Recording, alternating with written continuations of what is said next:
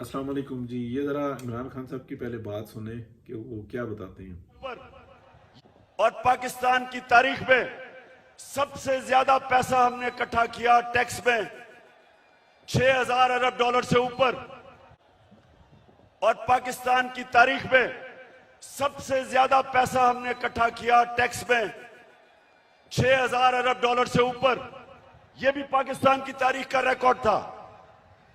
हमने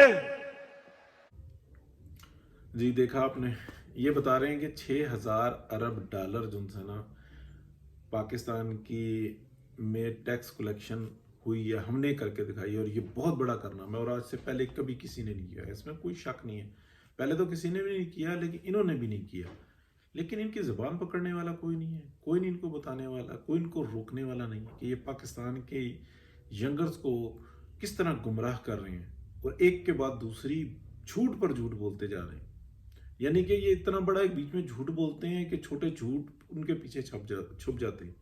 और इनको लाने वाले जो थे वो आज भी हमें नजर आते हैं। वो पारसा बन के एक साइड पे हुए हैं। पहले वो एक तरफ से गालियां सुन रहे थे, अब वो दूसरी तरफ से गालियां सुन रहे हैं। तो नुकसान किसका है, कौन है इसके पीछे, इसको इतनी बड़ी ताकत कैसे मिली हुई है, ये बात समझने की। इस शख्स को पागल खाने में होना चाहिए जिस किस्म की ये बातें कर रहा है। मैं दोबारा दोहराता हूँ, मेंटल हॉस्पिटल में, पागल खाने में इसको होना चाहिए।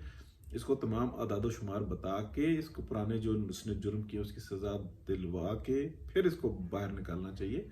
ये नॉर्मल आदमी नहीं है जिसको पाकिस्तान की आवाम के ऊपर छोड़ा होगा। अफसोस की बात है जी। बहुत शुक्रिया। से ऊपर। और पाकिस्तान की तारीख में सबसे ज्यादा पैसा हमने इकट्ठा किया टैक्स में, 6,000 अरब डॉलर से ऊपर। यह भी पाकिस्तान की तारीख का रिकॉर्ड था।